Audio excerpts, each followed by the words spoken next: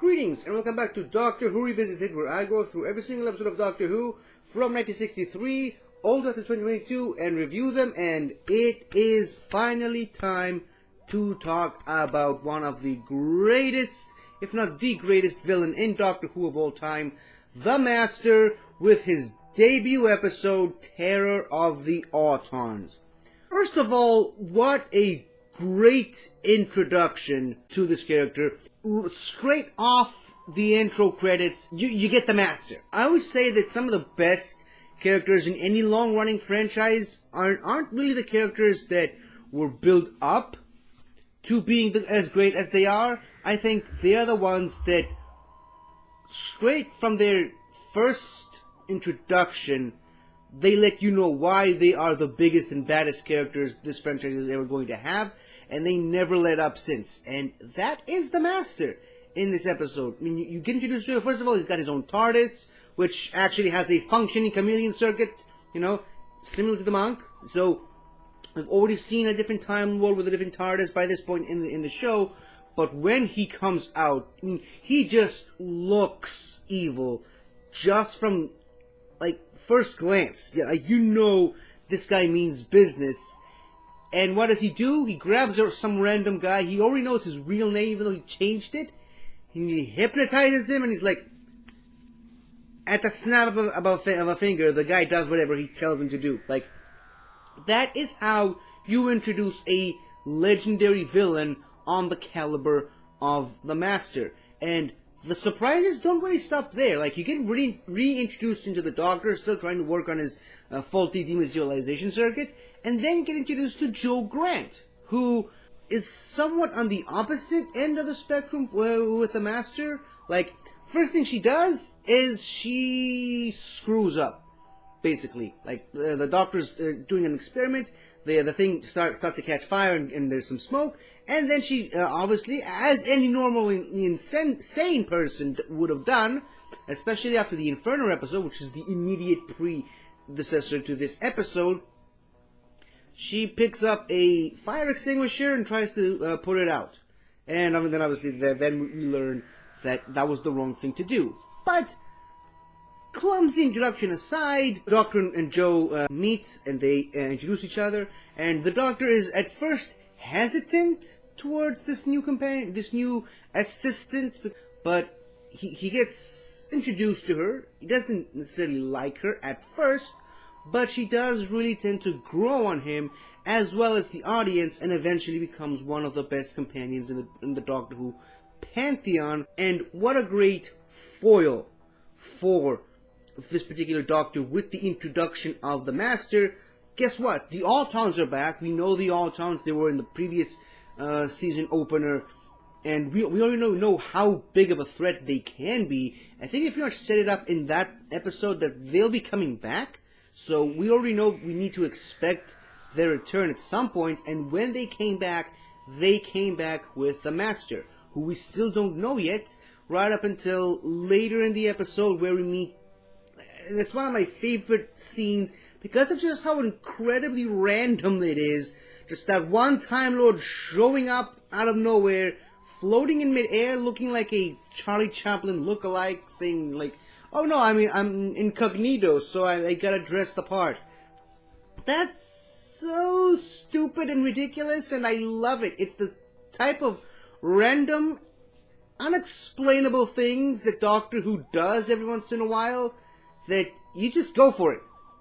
You know what? Screw it. I don't care. It doesn't make sense. It's funny, and I love it. So I do really like the scene. I like the chemistry between John Pertwee's Doctor and that character who I'm not remembering the actor at the moment, but they really do go at each other in the best way possible. You know how ridiculous, you realize how ridiculous to look in those clothes, and oh yeah, the Master's just a bumbling renegade, and it's oh well, I mean, he had a higher score in the Academy than you. It's little stuff like that I love. I love the interaction between the Doctor and other Time Lords, especially during this time. But yeah, how does the Master establish dominance? He's got a brand new weapon that does something completely unexpected you never saw coming. He kills people by shrinking them down a size. That's terrifying. Like, not only does it kill you, but you're basically then left as a tiny action figure or doll. Like, that's scary. Like, that's scary even after death. Like, that's pretty crazy. And then after that, it sort of follows the regular storyline we've already seen previously with Spearhead from Space. You know, there's a plastic making factory, making plastic figurine, making plastic creations that eventually go out to kill people. But what I love, and, you know, this could go kind of either way with some people, but what I really appreciate about this episode is that they really emphasize how anything could be controlled by the Nestine consciousness. Anything could kill you. Anything could be an Auton.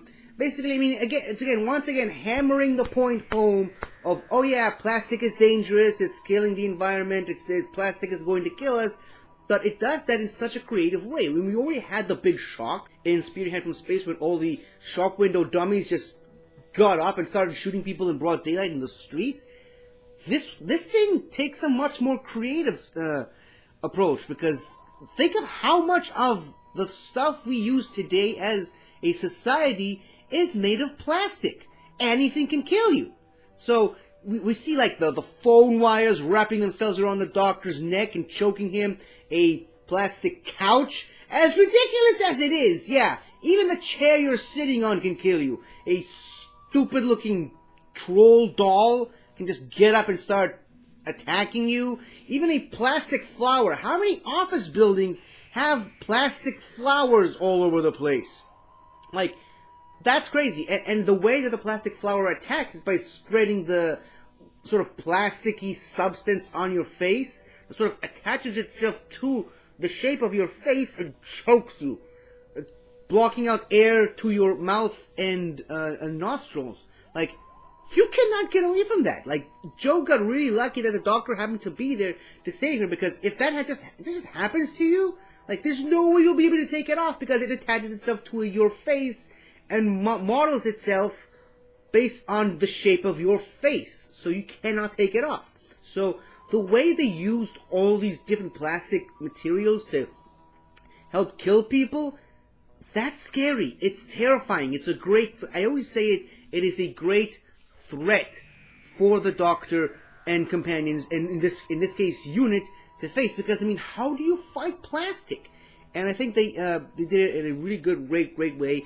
And I just love how they introduced different ways of how these different plastic creations can be triggered, like heat affecting that doll, or certain radio waves affecting the plastic flowers. I love the people with the Autons with giant heads that just walk around shooting people. Like, the variation in the ways the Autons have evolved to kill people is amazing. And it really, really saddens me that we're not going to see the Autons again until Rose, the first episode of the modern series. And even then, the Autons barely even get a mention. You kind of sort of get them in the Pandorica opens, but then that's just about it.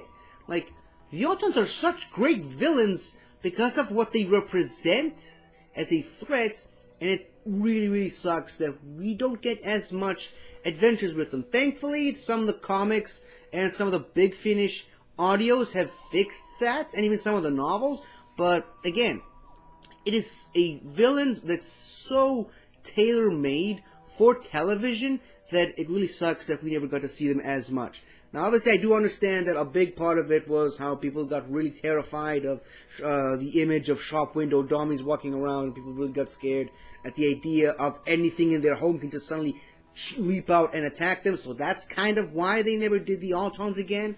But still, you know, it's a TV show. And then more so, it's a TV show that sort of builds itself on the foundation of anything can kill you, especially in the modern series. So that's why I think they would have made such great villains. But circling back to the Master himself, like, he's always several steps ahead of everybody else, and how he infiltrates Unit, and how he it tricks people. And this is the interesting thing, that it can only be done in this episode, because after this point, the unit people know who he is. They know what he looks like. They know what to expect from him. And then this also really sets the precedent of him always choosing fake alias names with some variation on the word the Master, like Mr. Masters in this episode. I think that was the or General Masters or whatever. So yeah, and I just love the Doctor's response to that. It's like, the arrogance of that man knows no bound. And going back to the Doctor, another thing that I really do love about the Jon Pertwee era Doctor, and is what makes that particular Doctor so multifaceted, is that, yeah, he wants to help UNIT, he wants to save the Earth, but more importantly, he wants to get off the planet. Like, he's so fed up with being in exile that everything he does, he's doing for the sake of getting away, including he says that he's going over to check out the Master's TARDIS to see if he can help UNIT, but really that's just a cover story. That's just a smokescreen. What he's really doing is he's just going inside the Master's TARDIS to take his dematerialization circuit and try to use it on his TARDIS. So yeah, he basically does the same thing that he did to Liz, where he's like, I need to get some equipment for my TARDIS. Can you go get my key for me from the Brigadier? And what he did that just so he could escape. So yeah, that's the second time he tries to pull something like that with Autons in the background. But yeah, at least this also starts up a sort of pseudo storyline of him having the Master's dematerialization circuit. And to wrap up the episode itself, the Master once again shows us why he is one of the biggest threats of the Doctor, is that you see the Master trying to escape again, he gets shot by Mike Yates, and then it's revealed that, oh no, it wasn't really the Master the whole time, it was just a plastic mask. So the Master always has an escape plan, he always has a way out, he's always going to outsmart anyone he goes up against. I mean, 5 out of 10 times it will be the Doctor. He will outsmart the Doctor in his escape plans.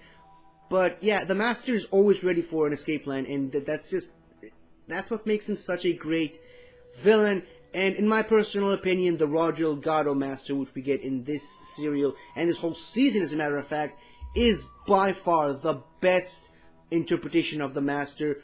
No questions, like he set the bar for other Masters to follow. And I do like some of the other Masters, but no one will ever top him as the best Master. Not because he's the first, it's because he's legitimately the best. Like, everything that you would expect from the Master, he set it up. Like the tissue compression eliminator, the Master Manipulator, the Master of the Skies, Master Hypnotist, all around thinking outside the box and being several steps ahead and outwitting even the Doctor at times.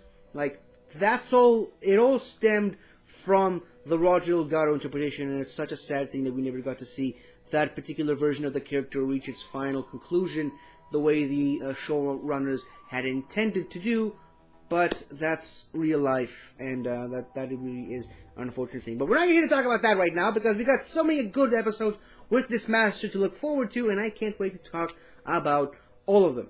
I really did appreciate the resurgence of John Benton and the introduction of Mike Yates, as well as the Brigadier, but their roles will only get much more expanded upon as we go further and further in this season. I didn't appreciate the other ancillary characters in this serial, but really it was all about the Master and the Autons, and the different ways the Autons were used in this episode to perfection that really sells this episode as by far one of the best in the season, one of the best in the Pertwee era, and one of the best in Doctor Who of all time. So that is all I have to say on this episode at the moment. Let me know what you think about this episode in the comments below, and I will see you some other time. And until the next time, I am the Master, and you will obey me.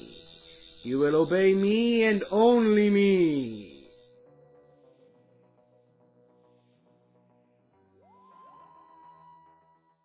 Hi there! Thank you for watching the video, and if you enjoyed it, don't forget to like, comment, subscribe, and tell your friends. I'll see you next time.